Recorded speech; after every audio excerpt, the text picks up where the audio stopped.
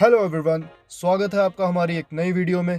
यार आज की वीडियो बहुत ही ज़्यादा स्पेशल और बहुत ही ज़्यादा सीरियस होने वाली है, क्योंकि आज हम जिस टॉपिक के बारे में बात करने वाले हैं हम सब कहीं ना कहीं उससे जुड़े हुए हैं। या तो आप इस चीज़ से इफेक्ट हो चुके हैं पास्ट में, या प्रेजेंट में हो रहे हैं, या फ्यूचर में उससे इफेक्ट होने वाले हैं। जी हाँ, आपने सही समझा, कोविड-19। और इस वीडियो में हम स्पेसिफिकली बात करेंगे कोविड-19 की वैक्सीन के बारे में। तो जब हम इस वीडियो की प्रेपरेशन कर रहे थे और जब इस टॉपिक के बारे में हमने रिसर्च की, तो हमने पाया कि जो भी इंफॉर्मेशन अवेलेबल है वो बहुत ही ज़्यादा कंफ्यूजिंग है।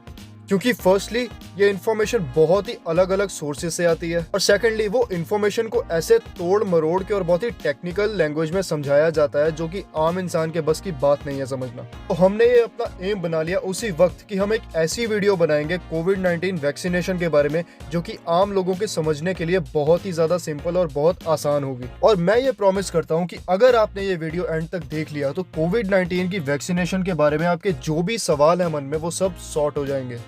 तो बिना और टाइम वेस्ट किए चलिए इस टॉपिक को शुरू करते हैं। तो जैसे कि आज की डेट में हर कोई इस बात से तो अवेयर है कि पूरी दुनिया में कोविड-19 की वैक्सीनेशन को लेके बहुत ज्यादा मेहनत की जा रही है। लगभग हर कंट्री अपने लेवल पे रिसर्च कर रही है कोविड-19 की वैक्सीनेशन बनाने के लिए, और बहुत सी कंपनीज इसमें सक्सेसफुल भी हो रही हैं। काफी कंट्रीज में कोविड-19 की जो वैक्सीनेशन है उसके ट्रायल्स भी शुरू हो चुके हैं। लेकिन अगर हर कंट्री दुनिया में वैक्सीन लाने के लिए इतनी बेताब है और इतनी मेहनत कर रही है, तो आखिर वैक्सीन लाने के लिए इतना टाइम क्यों लग रहा है? ये तो अभी तक आ जानी चाहिए थी ना।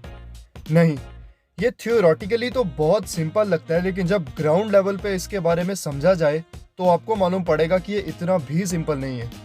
आज जितनी भी वैक्सीन अवेलेबल हैं अलग अलग कंपनीज में, अलग अलग कंट्रीज की, उन सब की 3 फेजेस में टेस्टिंग होती है। स्टेज 1 में जो ट्रायल वैक्सीन होती है उसको 10 से 20 लोगों के ऊपर ट्राई किया जाता है। स्टेज 2 में वो नंबर ऑफ पीपल को बढ़ा के 100 से 200 तक किया जाता है। और जब कोई वैक्सीन ये 2 स्टेजेस पार कर लेती है तब इन नंबर ऑफ पीपल को बढ़ा के 1000 तक लेके जाया जा सकता है।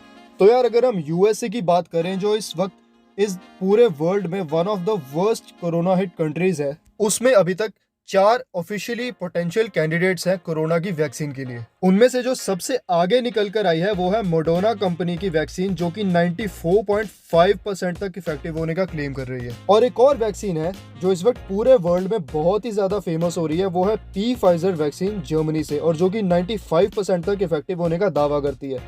लेकिन उसकी एक बहुत ही इंपॉर्टेंट एडवांटेज ये है कि ओल्ड पीपल, जो बुजुर्ग लोग हैं, उसमें भी इसकी एफिशिएंसी कम नहीं होती, उनमें भी एफिशिएंसी इसकी 94% तक है, और जो बहुत ही अचीवमेंट वाली बात है। लेकिन जो सबसे ज्यादा प्रॉब्लम वाली बात है खासकर इंडिया के लिए, वो ये है कि इस वैक्सीन को स्टोर करने के लिए -70 डिग्री तक का टेम्परेचर चाहिए, और इस वक्त इंडिया में मैक्सिमम से मैक्सिमम भी -45 डिग्री की स्टोरेज ही अवेलेबल है। हालांकि इंडिया में भी ये प्लानिंग चल रही है कि -70 डिग्री स्टोरेज को भी इंडिया में लाना चाहिए, और बहुत जल्द से जल्द इसकी तैयारी शुरू भी हो सकती है।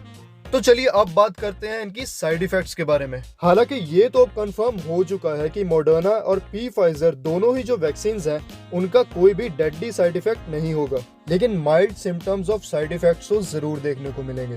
अभी तक जो ऑफिशियल इंफॉर्मेशन अवेलेबल है पब्लिक डोमेन में, उसके हिसाब से मॉडर्ना वैक्सीनेशन में 9.7% पीपल को फटीग एक्सपीरियंस करने को मिली, 8.9 को मसल और जॉइंट पेन हुआ, और वहीं 4.5 लोगों को हेडेक भी हुआ। और वहीं जो फाइजर वैक्सीनेशन है उसमें भी यही सारे सिम्टम्स हैं, लेकिन थोड़ी लेस परसेंटेज में, तो उसको हम थोड़ा सा बेटर इससे मान सकते हैं। और जो दुनिया भर के एक्सपर्ट और डॉक्टर्स हैं वो भी इस बात से कंफर्म करते हैं कि ये जो वैक्सीनेशन है इसके थोड़े से साइड इफेक्ट्स हो सकते हैं, जैसे कि जहां पर जिस जगह पर आपके बॉडी पार्ट पे इंजेक्शन लगेगा उस बॉडी पार्ट में थोड़ी स्वेलिंग आ सकती है, और वो पार्ट काफी दिनों तक दुख भी सकता है, उसमें पेन भी हो सकती है। तो अब सवाल ये उठता है कि जब वैक्सीनेशन बन जाएगी तो वो मिलेगी किसको? एक्चुअली पूरी दुनिया में अभी ये डिस्कशन हो रही है कि जब भी वैक्सीनेशन अवेलेबल होगी वो सबसे पहले फ्रंट लाइन हेल्थ वर्कर्स को मिलनी चाहिए, क्योंकि जो लोग फ्रंट लाइन पे आके, फ्रंट फुट पे आके सबकी मदद कर रहे हैं और जो पेशेंट्स हैं उनको ट्रीट कर रहे हैं, सबसे पहले उनका सेफ होना जरूरी है, तभी वो बाकियों की मदद कर पाएंगे ना। इसके बाद जो सबसे बड़ा आर्ग्यूमेंट आज की डेट में है और जिसपे सबसे ज्यादा कॉन्फ्लिक्ट्स आ रहे हैं दुनिया भर में, वो ये है कि वैक्सीनेशन अवेलेबल सबसे पहले बुजुर्ग लोगों को होनी चाहिए कि यंग और हेल्दी पीपल को होनी चाहिए। जहाँ पर कुछ लोगों का ये मानना है कि जो बुजुर्ग और ओल्ड पीपल हैं उनको ये वैक्सीनेशन सबसे पहले मिलनी चाहिए, क्योंकि उनकी इम्यूनिटी इतनी स्ट्रांग नहीं होती और वो बहुत ही ज़्यादा प्रोन है इस वायरस से और उनकी हेल्थ सबसे ज़्यादा रिस्क में है इस टाइम।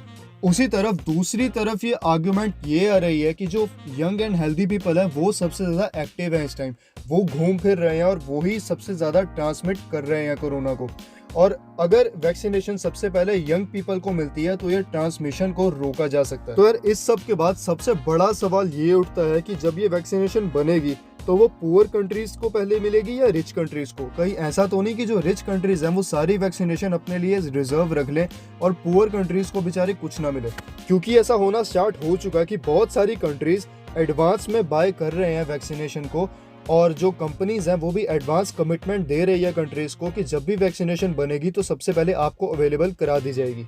और जहाँ तक रही बात इंडिया की, इंडिया में सबसे बड़ी एडवांटेज ये है कि जो लोकल कंपनीज है वैक्सीनेशन प्रोवाइड करने के लिए वो ग्लोबली भी 40% तक सप्लाई करती है और जब भी कोई वैक्सीनेशन किसी कंपनी की बनेगी तो वो हो सकता है कि इंडिया में भी उसकी लोकल प्रोडक्शन शुरू हो जाएगी।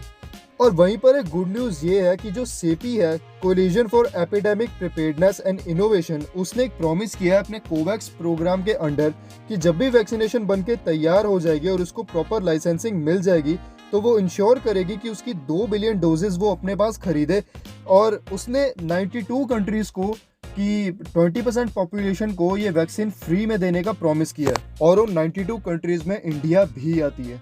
तो मतलब जब भी वैक्सीनेशन बनेगी और तैयार होगी तो इंडिया की 20% पॉपुलेशन के लिए वैक्सीन कोवैक्स प्रोग्राम के अंडर फ्री में आ जाएगी। और वहीं पर एक बहुत बड़ा सवाल इंडिया में लोगों के मन में आ रहा है कि जब भी वैक्सीनेशन आएगी तो उसके लिए उनको कितने पैसे देने पड़ेंगे और क्या ऐसा होगा कि सरकार उसको फ्री में अवेलेबल कराएगी पब्लिक को। तो यार ऐसा बिल्कुल पॉसिबल है और इसकी बहुत ही हाई प्रोबेबिलिटी है कि ये वैक्सीनेशन सबके लिए फ्री में होगी, क्योंकि अभी तक एट प्रेजेंट इंडिया में 12 वैक्सीन अवेलेबल हैं, जैसे पोलियो वगैरह, वो सब भी फ्री में होती हैं। तो बहुत हाई चांस है कि कोविड-19 की वैक्सीन भी इंडिया में फ्री ही होगी। तो यार अगर देखा जाए अभी तक पूरी दुनिया में एट प्रेजेंट 12 वैक्सीन हैं जो स्टेज 3 के ट्रायल में पहुंच चुकी हैं और ऐसा दावा किया जा रहा है कि अगले 1 से 2 महीने तक, जी हाँ 1 से 2 महीने तक पूरी दुनिया में इम्यूनाइजेशन स्टार्ट हो जाएगी। हो तो यार एक जो बहुत ही प्रैक्टिकल आंसर आप सब लोगों के लिए होगा, आप सब लोग जो सोच रहे हैं कि कब तक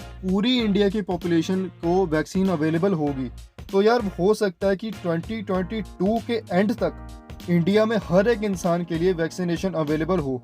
क्योंकि यार अभी जब वैक्सीनेशन बनेगी तो ये फेजेस में दी जाएगी, ऐसा नहीं कि एकदम से बनेगी और सभी को दे दी जाएगी, ये थोड़े थोड़े फेजेस में करके दी जाएगी।